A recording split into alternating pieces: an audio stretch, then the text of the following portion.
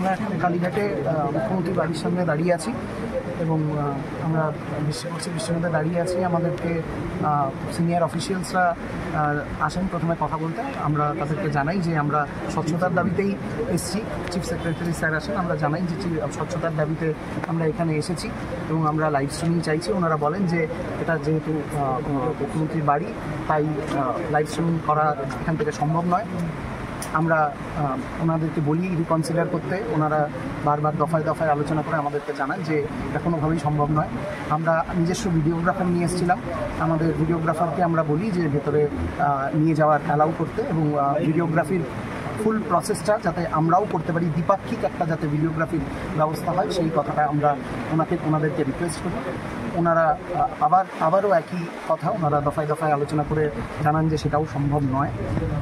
এরকম একটা জায়গায় গিয়ে আমরা ওনাদের কাছে খুব স্পষ্টত প্রশ্ন করা নাই যে ঠিক কী কারণে আমাদের ভিডিওগ্রাফারকে অ্যালাউ করা যাবে না। আমরা যেখানে এখানে দাঁড়িয়ে আছি এবং কন্টিনিউয়াস আমাদের ভিডিও তোলা হচ্ছে, তাতে ওনারা জানান যে এটা একটা সিকিউরিটি জোন, তার জন্য তোলা হচ্ছে।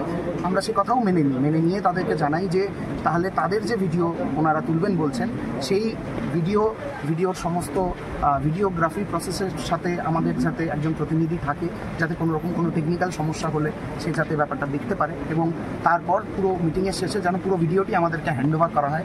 আমরা এর কারণ খুবই ওনাদেরকে নম্রভাবে এটা জানাই যে এর কারণ আমাদের প্রতি মুখ্যমন্ত্রীর অবিশ্বাসের কোনো ব্যাপার নেই বা সাধারণ মানুষের প্রতি মুখ্যমন্ত্রীর কোনো অবিশ্বাসের ব্যাপার নেই। এটা আমাদের প্রতি আমাদের যে ডক্টরি মাস, যারা ডাক্তারি জনতা যারা এখন এই মুহূর্তে স্বাস্থ্য ভবনের সামনে রাস্তায় বসে আছে, তাদের কাছে জবাব দেওয়ার জন্য যে আমরা কী কথা বলেছি এই উত্তরটি অত্যন্ত প্রয়োজন। কিন্তু অত্যন্ত দুঃখের সঙ্গে আমরা দেখছি যে এখনও আমরা অপেক্ষা করছি